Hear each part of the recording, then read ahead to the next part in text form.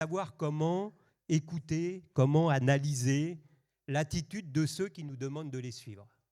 Je pense que c'est intéressant de comprendre comment Jésus nous dit de réagir vis-à-vis de ceux qui nous parlent, ceux qui cherchent à nous séduire, ceux qui cherchent à nous entraîner dans une certaine direction. On trouve ce texte donc dans Matthieu chapitre 7.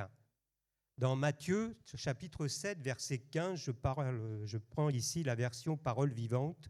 Il nous est dit, méfiez-vous de ceux qui prétendent faussement parler au nom de Dieu. Lorsqu'ils vous abordent, ils sont doux comme des agneaux. Mais en réalité, ce sont des loups féroces en quête de proie. Comment les reconnaître? Au résultat de leurs actes. Est-ce que vous allez cueillir du raisin au buisson d'épines ou récolter des figues sur des ronces? Ainsi, tout arbre sain porte de bons fruits, tandis qu'un arbre malade produit de mauvais fruits. Il est impossible qu'un arbre sain porte de mauvais fruits ou qu'un arbre malade produise de bons fruits. Tout arbre qui ne donne pas de bons fruits est arraché et jeté au feu. Et la conclusion de Jésus, ainsi donc, c'est d'après leurs fruits que vous pourrez les juger. Dans la version seconde que nous connaissons davantage, il nous est dit, c'est donc à leurs fruits que vous les reconnaîtrez. Je pense que cette parole de Jésus est totalement appropriée à ce que nous vivons et à bien d'autres circonstances d'ailleurs. Quand on est amené à éventuellement entendre le discours de quelqu'un qui nous invite à le suivre. Jésus nous invite simplement à regarder quels sont les fruits que manifeste cette personne. Pas simplement ce qu'il dit, pas simplement ses paroles, mais ce qu'il fait, comment il se comporte, comment il agit. Et en fonction de cela, on peut comprendre derrière qui nous devons être amenés, à qui nous pouvons donner notre confiance. Il est vrai que tout au long de l'année, on est amené à découvrir régulièrement, à l'occasion de faits divers, à l'occasion de révélations, à l'occasion de plaintes, on est amené à découvrir les fruits qui sont manifestés par certains dirigeants de notre pays ou par certains hommes politiques. On est amené à découvrir que certains ont des biens cachés à l'insu de l'administration. On est amené à découvrir que certains ont des comportements d'harcèlement, des comportements de violence à l'égard des femmes. Pourtant, ils avaient de beaux discours. Ils étaient amenés peut-être à nous séduire, peut-être même que nous étions prêts à les suivre. Et finalement, au travers d'un fait divers, on découvre finalement qui était réellement cette personne. Nous voyons bien ici combien la parole de Jésus est totalement adaptée. C'est à leurs fruits que vous les reconnaîtrez. Et c'est vrai que nous vivons au jour d'aujourd'hui dans une société de l'apparence. Une société de l'apparence qui rend difficile de comprendre quelle est la véritable personnalité, les véritables mobiles de ceux qui sont sur le devant de la scène politique. C'est difficile de comprendre véritablement qui est qui. C'est compliqué. Mais une société de l'apparence, nous vivons dans cette société de l'apparence qui donc forcément va avoir également des incidences sur nos propres comportements. Parce qu'il faut bien réaliser que si les gens autour de nous sont dans l'apparence, à cause d'un certain mode de fonctionnement, ça veut dire que forcément nous-mêmes, nous allons rentrer progressivement dans ce même mode de fonctionnement. Nous-mêmes, nous allons petit à petit être dans l'apparence.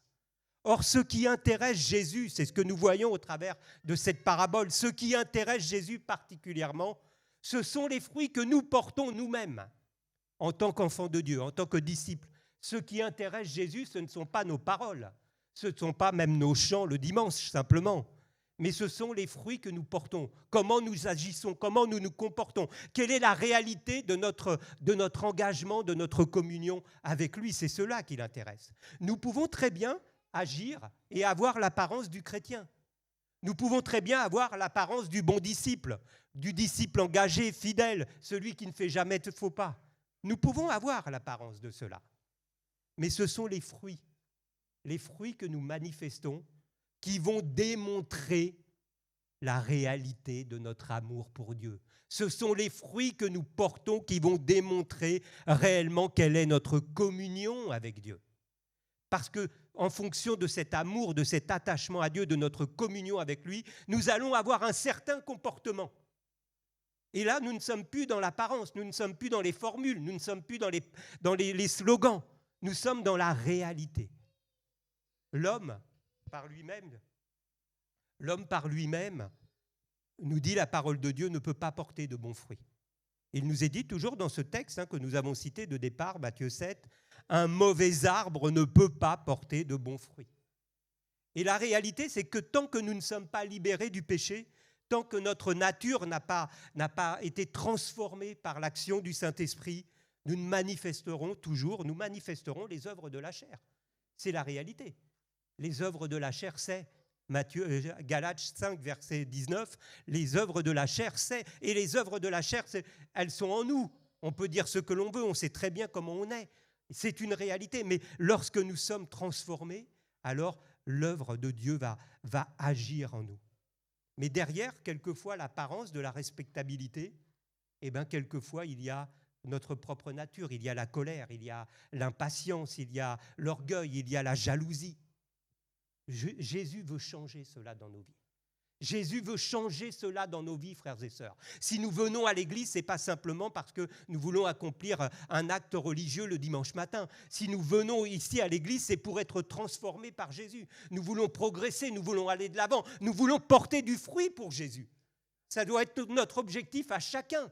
Chacun, nous devons avoir cela à cœur de vouloir porter du fruit pour Jésus. Alors que la Bible nous dit, ici, dans Romains chapitre 6, dans Romains, il nous est dit que lorsque vous étiez esclaves du péché, quels fruits portiez-vous ?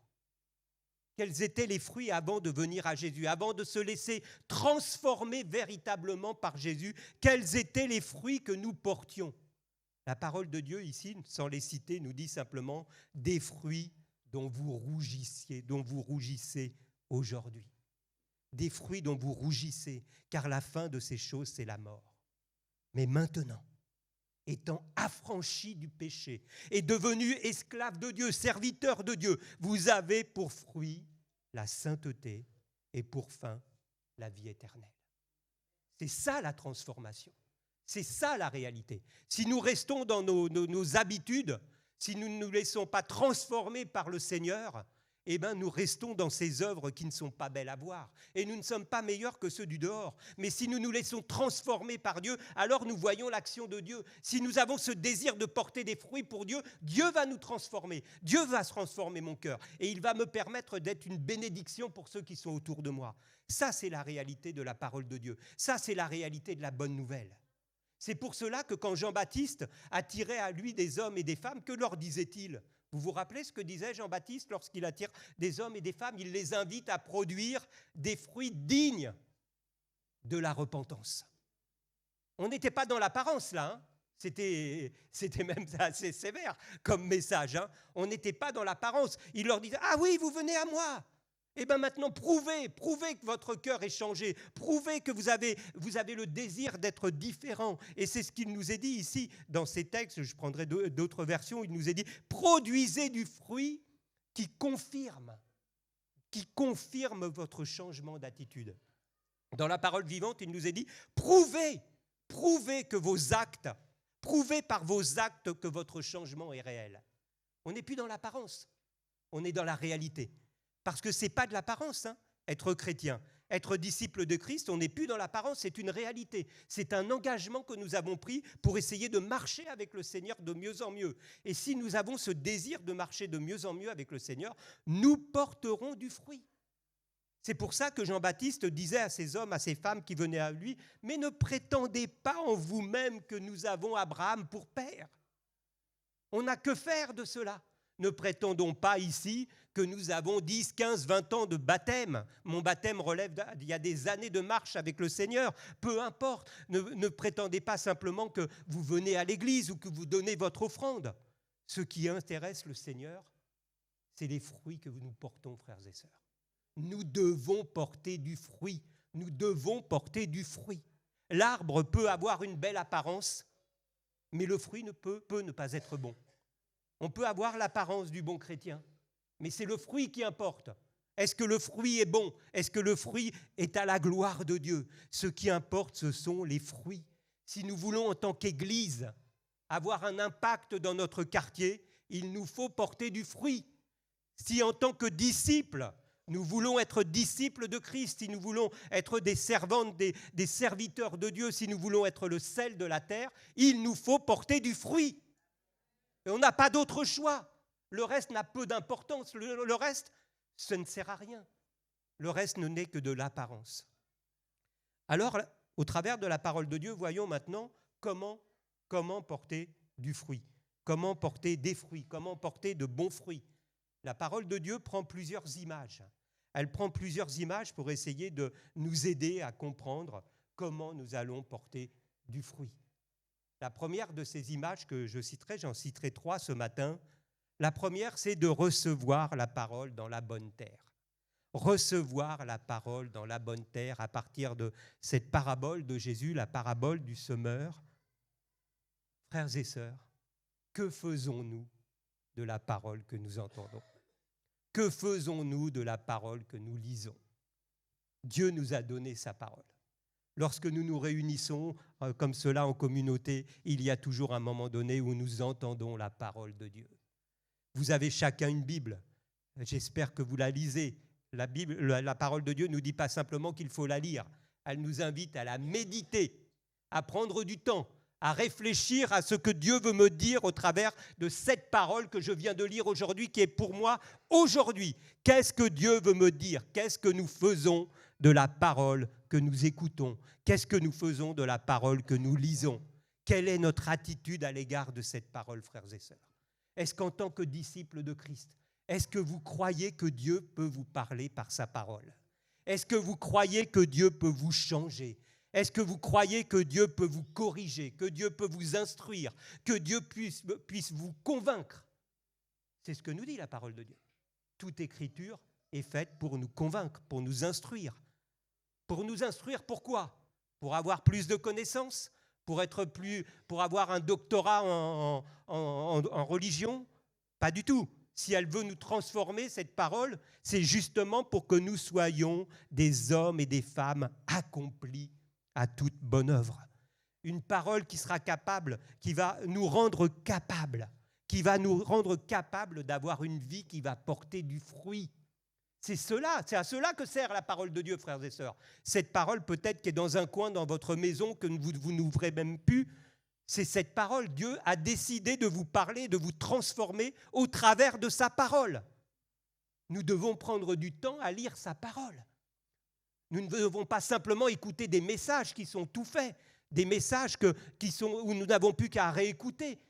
Dieu veut vous parler au travers de sa parole, à vous personnellement, parce que nous avons des besoins différents, nous avons des vécus différents, nous avons une instruction, une culture différente, et Dieu veut répondre à notre besoin personnel de chacun. Lisez la parole, lisez la parole. Vous avez besoin de lire cette parole. Et là, nous voyons qu'au travers de ce texte, ici, il nous est dit que ce qui est tombé dans la bonne terre, ce sont ceux qui, ayant entendu la parole avec un cœur honnête et bien disposé, et la retiennent, c'est ceux-là même qui seront amenés à porter du fruit avec persévérance. Je crois que nous devons vraiment prendre conscience que cette parole, elle nous concerne, frères et sœurs. Elle est pour nous. Cette parole, elle est pour nous. Elle est véritablement adressée à chacun de nous. Si nous avons un cœur ouvert, un cœur bien disposé, Dieu va nous toucher. Dieu va nous bousculer. Dieu va nous transformer. Il va transformer notre regard. Il va transformer notre vision des choses, notre comportement, notre regard sur ceux qui sont aux côtés de nous. Vous savez, des fois, vous avez des gens à côté de vous, vous vous dites, il est pénible celui-là, vraiment, ça vous sort par les yeux quand vous voyez. Mais Dieu, justement, veut utiliser cette circonstance. Il veut utiliser cette personne pour que vous puissiez le toucher, pour que vous puissiez rentrer en contact avec lui. Dieu ne fait rien au hasard. Hein. Toutes les personnes qui sont autour de nous, ils ne sont pas là par hasard. Hein. C'est que si nous sommes placés là, à cet endroit-là, c'est que Dieu veut se servir de cette occasion pour faire quelque chose. Maintenant, que vais-je faire de cette parole ? Que vais-je faire de cette parole ? Si je reçois cette parole, il nous est dit ici, si je la reçois dans une bonne terre, elle va nous transformer et elle va produire en moi un fruit paisible de justice. Elle va produire chez ceux qui se sont laissés ainsi former. Encore faut-il que nous nous laissions former par la parole de Dieu? Est-ce qu'on est prêt? Est-ce qu'on est tellement orgueilleux qu'on pense qu'il n'y a que nous qui savons bien faire? Ou est-ce qu'on est prêt à écouter ce que Dieu a à nous dire? Parce que Dieu a à nous dire des choses, hein, frères et sœurs. Hein. Chacun d'entre nous, Dieu a des choses à nous dire. Il a des choses à nous expliquer parce qu'il y a des comportements que nous avons qui ne lui plaisent pas. Alors il cherche à nous parler au travers de sa parole. Si nous voulons porter du fruit, il est important que nous ayons une compréhension du rôle de la parole de Dieu dans notre vie et que nous prenions du temps, que nous consacrions du temps pour recevoir ce que Dieu veut nous dire. La deuxième image que Dieu utilise, c'est celle de la source. Celle de la source. Être au contact de la source. On voit qu'au travers ici de la parole de Dieu que nous montre que pour qu'un arbre porte du fruit, c'est naturel, c'est logique, ça devrait même couler de source pour chacun d'entre nous. Pour qu'un arbre puisse porter du fruit, il faut qu'il soit au contact d'une source. Ça veut donc dire que nous, en tant que disciples, si nous voulons porter du fruit, il faut donc qu'on soit au contact de la source. Hein? On voit ici, je prends le psaume 1 que nous connaissons bien, « Heureux l'homme qui ne marche pas selon le conseil des méchants. » Et je continue, « Mais heureux celui qui trouve son plaisir dans la loi de l'Éternel et qui la médite jour et nuit. » Encore cette référence à l'importance de la parole. Mais celui qui est là auprès de la source, il est comme un arbre planté près d'un courant d'eau. Et il donne son fruit en sa saison. Et son feuillage ne se flétrit point. Tout ce qu'il fait lui réussit. C'est la parole de Dieu, c'est la promesse de Dieu. Et c'est une réalité que nous pouvons vivre véritablement si nous sommes au contact de la source. Toutes les paroles sont extraordinaires ici dans ce psaume. Cela commence par heureux, cela termine par tout lui réussit. On croirait entendre des personnes, des candidats à une élection. On nous promet toutes sortes de choses. Mais la différence, frères et sœurs, c'est que c'est la parole de vie. C'est la parole de Dieu. Et que celle-là, par contre, elle peut s'accomplir. Celle-là, elle va s'accomplir si réellement nous mettons en application ce qui nous est dit. Si nous prenons ce temps d'être là auprès de la source, alors réellement, ce qui est indiqué ici va se produire. L'arbre doit être à proximité d'une source. Vous connaissez ces textes, Psaume 36 qui nous dit « C'est auprès de toi qu'est la source de la vie ». Et lorsque Jésus, dans Jean chapitre 4, dit à la Samaritaine « L'eau que je lui donnerai deviendra en lui une source d'eau vive, une source d'eau qui jaillira jusque dans la vie éternelle. » Pour porter du fruit, frères et sœurs, nous avons besoin d'être au contact de la vraie source. La vraie source, Jésus-Christ. Si nous n'avons pas de communion avec Dieu, si nous n'avons pas cette communion avec Jésus, nous ne porterons pas de fruits. Nous n'allons pas, si nous n'entretenons pas notre communion avec Dieu, nous allons nous dessécher. C'est une réalité. Vous pouvez le constater. Il y a peut-être des moments dans votre vie spirituelle où vous avez été extrêmement dynamique, engagé, vivant. Et puis finalement, petit à petit, vous lâchez prise, petit à petit, vous vous refroidissez, petit à petit, vous passez moins de temps avec le Seigneur, vous lisez de moins en moins la Bible. Et qu'est-ce que vous remarquez derrière ? Eh bien, il n'y a plus l'énergie, il n'y a plus la vie, il n'y a plus la joie du salut, il n'y a plus la paix. Et quand finalement vous n'avez plus toutes ces choses-là, vous n'avez plus rien à donner. Vous n'avez plus rien à donner autour de vous. Et les gens autour de vous, ils voient, ah oui, lui, il était chrétien. Oui, d'accord. A priori, ça n'a pas l'air d'avoir changé grand-chose. Mais lorsque vous êtes bouillant, lorsque vous êtes près du Seigneur, lorsque vous entretenez cette flamme, lorsque vous entretenez votre relation avec Dieu, cela se voit. Cela se voit. Lorsque vous voyez quelqu'un qui a l'amour de Dieu dans son cœur, cela se voit. Cela se manifeste par des actes concrets. Lorsque vous voyez une personne en galère dans la rue, vous voyez cette personne qui lui tend la main. Elle ne va pas passer à côté, comme le Lévite, comme que nous voyons dans la parabole. Non, cela produit du fruit, frères et sœurs. Nous devons entretenir notre communion. Et c'est en l'entretenant que nous allons voir que réellement, derrière, nous allons porter du fruit. Et cela ne dépend pas de nos capacités. Parce qu'on pourrait dire, oui, mais celui-là, il a tellement de capacités, celui-là, il parle tellement bien, celui-là. Mais cela ne dépend pas de cela. Dieu veut simplement nous utiliser, chacun d'entre nous, avec tel que nous sommes. Les capacités, elles ne viennent pas de nous, elles ne dépendent pas de nous. Jésus prend cet exemple du grain de sénévé. Vous connaissez cette image, le grain de sénévé, cette petite graine de rien du tout, cette graine de moutarde, et qui finalement, dans l'histoire, devient un arbre. Un arbre tellement grand, tellement majestueux que tous les oiseaux viennent y trouver refuge sous ses branches. Et nous voyons que de presque rien, c'est devenu quelque chose, une source de bénédiction pour les autres. Et moi, j'aime cette image, ce témoignage qui nous est rendu dans l'Ancien Testament de la guérison de Naaman. Vous savez, ce grand général syrien, qui tombe malade, c'est le bras droit du roi, mais il est atteint de la lèpre. Et finalement, cet homme va rencontrer Dieu. Cet homme va découvrir qui est le véritable Dieu. Il va connaître la guérison. Et tout ça, pourquoi ? Parce qu'un jour, la petite servante de la femme de Naaman va témoigner de son amour et de sa confiance en Dieu. Cette petite servante, on est dans un grand pays avec un grand général, avec un grand roi, et cette petite servante qui est esclave va rendre témoignage, et c'est de cela que cet homme va être convaincu qu'il y a un véritable Dieu et un seul Dieu.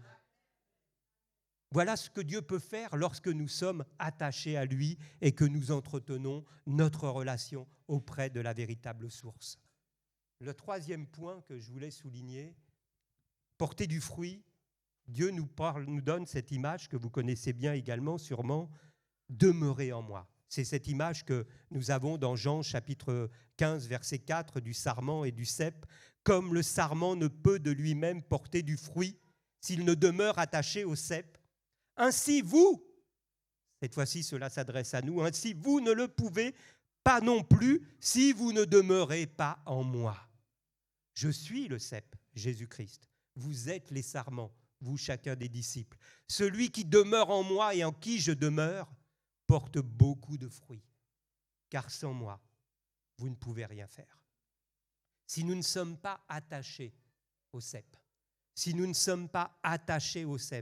nous ne pourrons pas porter de fruits. C'est une réalité, ce n'est pas moi qui le dis, c'est la parole de Dieu. C'est Jésus qui nous explique le principe. Nous avons vu au travers de ces images l'importance de la parole, l'importance de la communion avec Dieu. Mais là, on passe encore à un autre stade. On passe de notre attachement, notre engagement, notre amour pour le Seigneur. C'est de cela dont il est question ici. Si nous ne sommes pas attachés au cep, nous ne pourrons rien faire d'utile. Nous ne pourrons pas porter de fruits, mais en plus, la parole de Dieu dit, Jésus nous dit, on ne pourra rien faire d'utile pour le Seigneur. On pourra beaucoup s'agiter, on pourra se remuer, mais cela ne portera pas de fruits, parce que nous avons besoin d'être attachés à lui. Et lorsqu'il parle de demeurer, il parle de notre engagement, de notre détermination. Est-ce qu'on est déterminé à œuvrer pour Dieu ? Des fois, je lis des chants, des paroles de chants où on dit, mais toute ma vie est pour toi, Seigneur. Waouh ! Et c'est vrai ça. Toute ma vie t'est destinée, Seigneur. Et là, dehors, dire, mais qu'est-ce que je fais cet après-midi ? Quels sont mes projets de cet après-midi ? Je vais au cinéma, je cherche quel prochain voyage je vais faire. C'est ça, réellement. Mais là, on parle réellement de cela. Hein. On parle de notre attachement, de notre engagement pour Christ. Est-ce que je suis prêt à m'engager pour Christ ? Demeurer, c'est être attaché à lui. C'est avoir ce désir de garder sa parole, de lui plaire, de mettre en pratique ses commandements, d'avoir cet attachement et cet amour pour le Seigneur. C'est de cela que nous parle Jésus. C'est ça un disciple. Ce n'est pas juste venir à l'église le dimanche. C'est être réellement attaché à Christ. Ce n'est pas simplement dans les paroles des chants. On doit le concrétiser dans notre vie de tous les jours. On doit porter du fruit. C'est ça dont nous parle la parole de Dieu. Hein. Des fois, on se contente juste de paroles en croyant que Dieu va être impressionné par nos paroles. Mais Dieu n'est pas impressionné par nos paroles. Hein. Dieu, par contre, se réjouit des fruits que nous portons. Ça, c'est une réalité. Et nous voyons d'ailleurs que si nous sommes attachés à lui, Jésus nous dit, lui, il va faire le boulot avec. Si je demeure en lui, lui, il va demeurer en moi. Si moi, je prends mon engagement, soyez assurés que Dieu sera avec vous. Demeurez en moi et je demeurerai en vous. Si nous avons pris cet engagement, Jésus nous fait la promesse de nous donner le Saint-Esprit. Il nous fait la promesse d'être présent avec nous dans tout ce que nous ferons. Il nous le dit ici, si vous m'aimez, vous garderez mes commandements, et moi je prierai le Père, et il vous donnera un autre consolateur, afin qu'il soit éternellement avec vous. Ça, c'est la promesse. Si moi je prends cet engagement d'être attaché à lui, alors lui, il va le faire le reste. Alors lui, il va agir. Et là, nous allons voir des choses qui vont se passer dans notre vie. Si nous avons ce désir, nous allons voir Dieu ouvrir des portes étonnantes.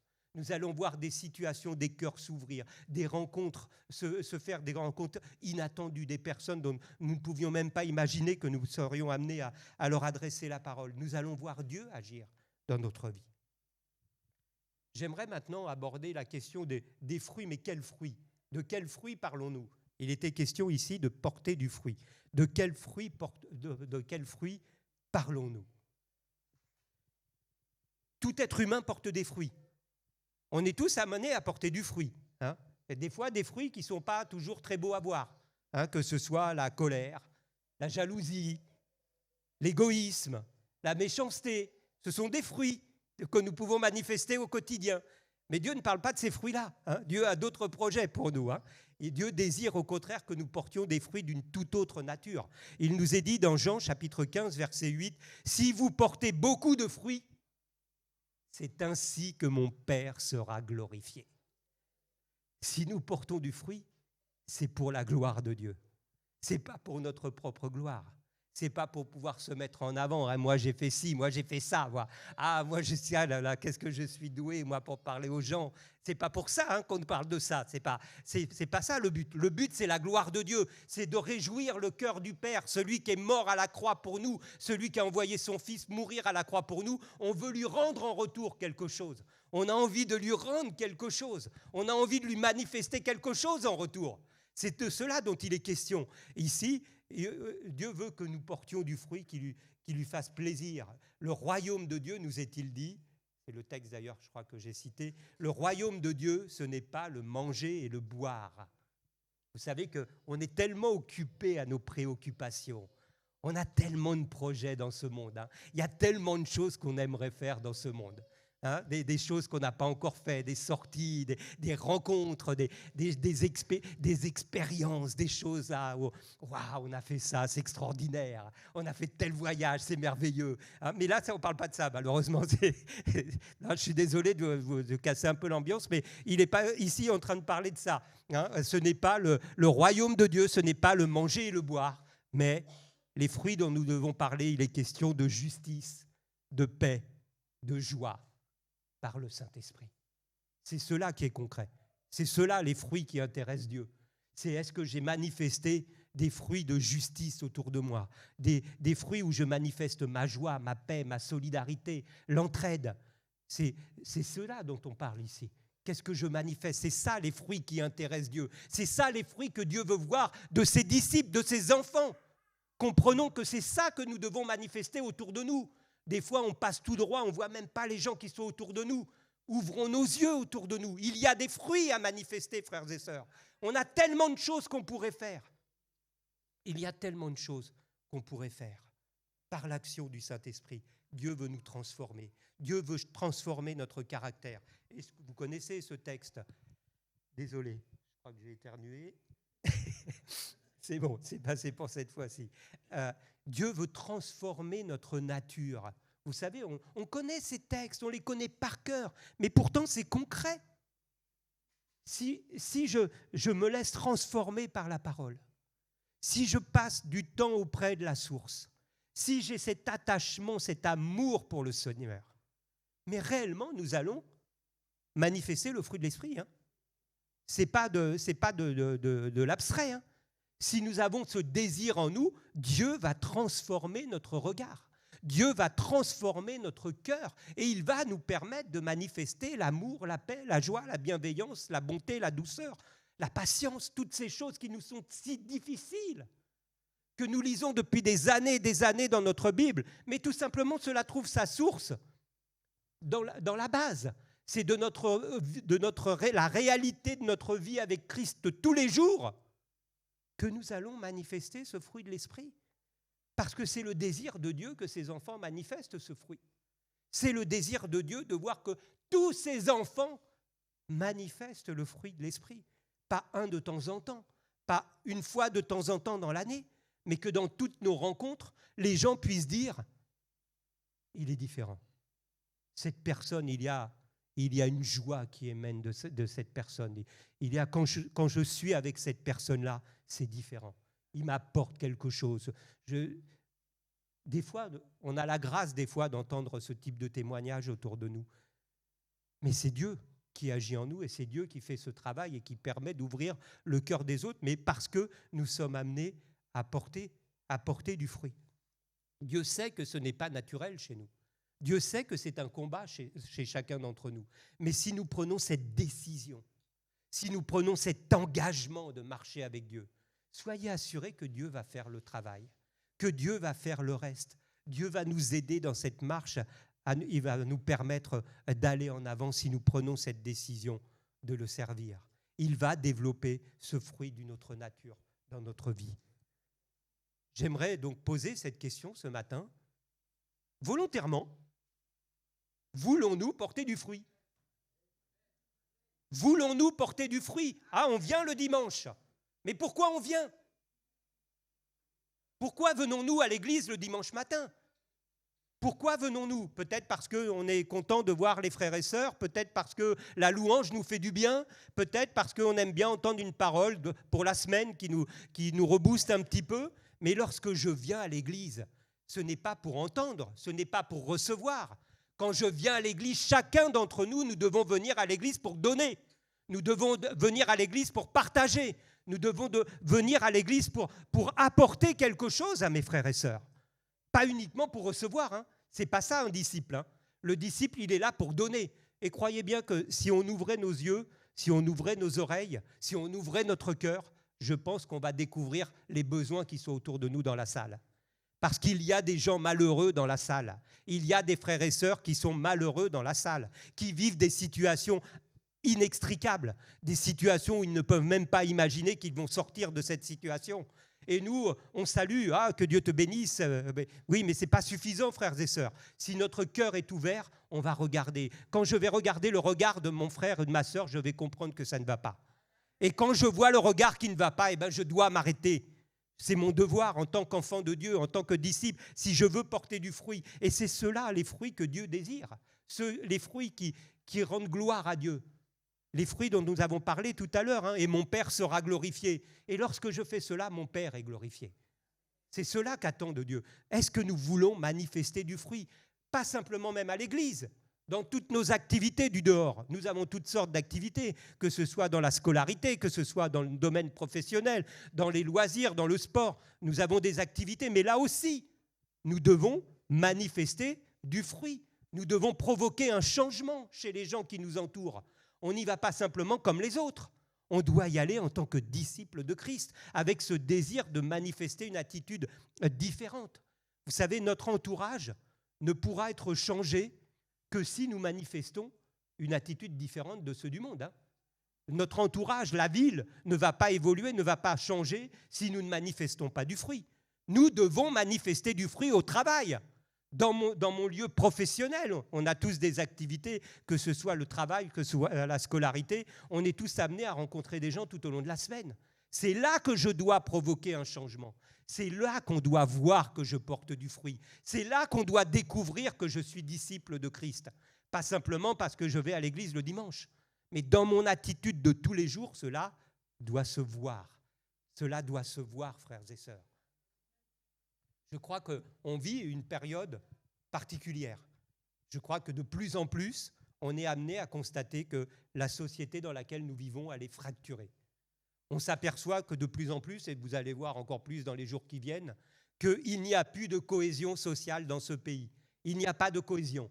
La société, elle est fracturée. Plus personne s'entend, plus personne ne s'écoute, plus personne ne se supporte. C'est la société dans laquelle nous vivons au jour d'aujourd'hui. Mais en tant que disciples de Christ, nous avons notre responsabilité. En tant que disciples de Christ, nous devons être des instruments de réconciliation dans notre pays. Nous devons contribuer à la réconciliation de nos concitoyens. Nous avons notre rôle en tant qu'enfants de Dieu, en tant qu'ambassadeurs de Christ. Nous devons être porteurs, et plus que porteurs, nous devons vivre la bonne nouvelle. Nous devons la vivre au quotidien, frères et sœurs. C'est pas attendre que les choses se passent de pire en pire. Qu'est-ce que nous, on fait pour que les gens s'entendent, pour que les gens s'écoutent? Qu'est-ce que nous, on manifeste dans notre vie de tous les jours? J'insiste donc là-dessus. Nous avons notre responsabilité dans l'attitude, dans tout ce qui se passe autour de nous. Nous avons notre part à jouer par le biais de notre comportement. Essayons, en tant qu'enfants de Dieu, de voir au-delà de cela. Essayons de voir plus loin. Essayons de voir ce que Dieu veut faire au travers de chacun d'entre nous. Je crois que le point important, c'est que nous ne devons pas tomber dans cette société de l'apparence. En tant qu'enfants de Dieu, on doit vraiment lutter contre cela. On n'a que faire de l'apparence. Si on passe autant de temps à l'église, si on passe autant de temps dans notre marche avec Dieu, que cela au moins soit pour quelque chose, que nous portions du fruit. Parce que vous savez, le vrai changement dans notre société ne peut intervenir que quand les cœurs sont transformés par Dieu. Il n'y a que l'action de Dieu dans les cœurs qui transforme les gens. Il n'y a que ça qui peut transformer notre société. Et pour que les cœurs soient transformés, encore faut-il qu'ils entendent parler de la bonne nouvelle.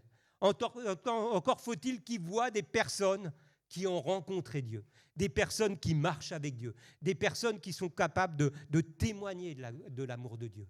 Et cela, ils ne l'entendront que si nous sommes véritablement engagés dans cette voie-là, dans notre société. Et pour que nous portions du fruit, encore faut-il que nous-mêmes, on cherche à écouter Dieu, que nous-mêmes, on cherche à écouter l'action du Saint-Esprit qui cherche à nous guider. Et c'est seulement en ayant cette attitude que nous pourrons avoir un impact sur les gens qui nous entourent. Que nous ayons ce désir, frères et sœurs, d'avoir un témoignage vivant dans notre société. C'est cela que Dieu attend de chacun d'entre nous, que nous puissions porter du fruit. Et c'est ça le véritable programme. Là, on nous sort toutes sortes de programmes. Chaque parti a son programme. Mais le programme de Dieu, c'est que nous puissions porter du fruit. Chacun d'entre nous, pas quelques-uns, pas le pasteur, pas des responsables, mais que chaque membre de l'Église puisse porter du fruit là où il habite, là où il se déplace. C'est ça le programme de Dieu pour chacun d'entre nous. Que Dieu nous aide à le saisir pleinement et à le comprendre. Amen. Seigneur, je veux te rendre grâce pour ta parole. Je veux te remercier, mon Dieu, pour ta bonté, pour ton amour. Tu as fait de tellement grandes choses pour chacun d'entre nous, Seigneur. Tu es tellement merveilleux de penser que ce Dieu tout-puissant, ce Dieu créateur, a pu s'abaisser jusqu'à la mort de la croix pour nous racheter, Seigneur, et pour nous transformer, pour faire de nous des enfants de lumière. Alors que nous n'avions rien de lumière, il n'y avait rien en nous, Seigneur, qui justifiait cela.